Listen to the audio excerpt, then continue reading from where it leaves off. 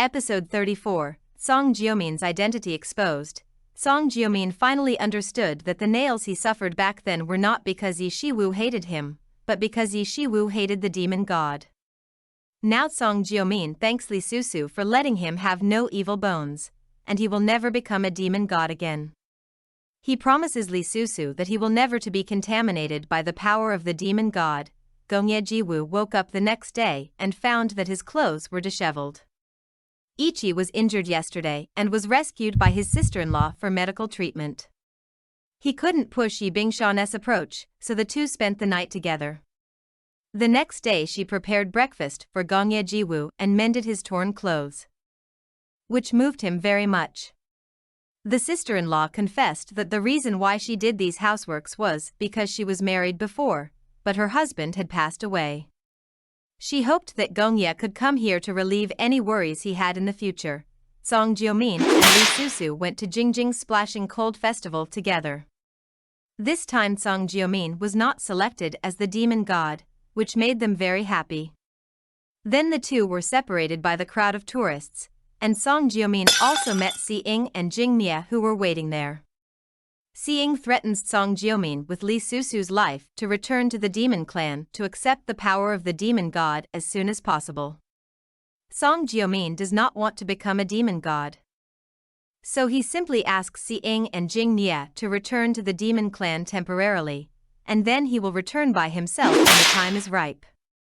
But this statement could not convince Si Ying and Jing Mie, because the young master of the Qixiao clan hated Cang Jiumin. Qixiao's young master accidentally discovered Cang Jiumin's whereabouts in Jingjing, and made his meeting with Si Ying and Jing Mie public. He wanted Cang Jiumin to lose his reputation in Xianmen. Cang Jiumin noticed that Si Ying wanted to kill the young master of the Qixiao clan, Xan, and wanted to get him to leave this place as soon as possible, but he didn't want Si Ying to kill the young master of the Qixiao clan to frame him. In order to protect the people, Cang Jiumin took action against Si Ying and Jing Mie, but Si Ying and Jing Mie threatened Cang Jiumin with the lives of innocent people. Si Ying and Jing Mie planned to inject demon energy into Cang Jiumin's body when his appearance was slackened, so as to activate the evil bones in the demon fetus. Fortunately, Li Susu came to rescue Cang Jiumin at the critical moment. Si Ying and Jing Mie hurried away when they realized that they can't beat them. Li Susu fainted to the ground due to exhaustion of strength. Because of this, Cang Jiumin discovered that Li Susu had actually sealed the evil bone in her own body. The disciples of the Xianmen believed that Cang Jiumin had colluded with the demons to kill innocent people, and took him to Hangyang Zong's subduing demon pillar for disposal. Cang Jiumin does not admit that he killed innocent people, and Zhao Yu, as a master, is willing to believe in Cang Jiumin. But the head of the Qixiao clan lost his beloved son, so naturally he would not let this matter go well.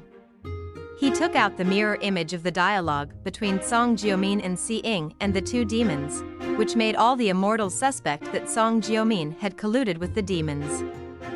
Zhao Yu and Xu Xuanzi came forward to prevent the execution of Cang Jiumin. The head of Qixiazongcen thinks that the matter had not been investigated clearly, so they could ask the people who appeared at the scene to find out the truth. Since Di Mian was sealed by the demon god for 10,000 years, since then he knew that Cang Jiumin was a demon fetus, he didn't want the demon clan to resurrect the demon god. Di Mian showed up when Cang Jiumin was being tried by the Immortal Gate. He announced on the spot that Cang Jiumin was the devil's fetus, and said that the god-killing crossbow was on Cang Jiumin's body. Although Cang Jiumin admitted that the god-slaying crossbow was on him, but he didn't kill people with the god-slaying crossbow.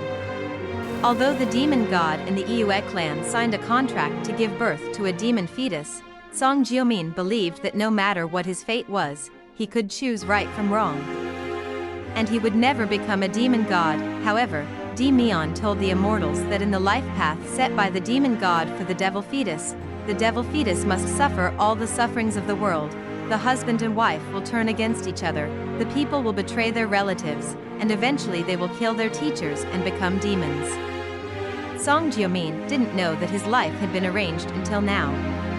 He was bewitched by the voice of the demon god, and his mind was turbulent, so he took action to deal with Xianmen. The people from the Xianmen hit the demon-subduing pillar, and soon the demon-subduing pillar responded with a huge punishment, and the voices condemning him for killing him in the Xianmen became louder and louder.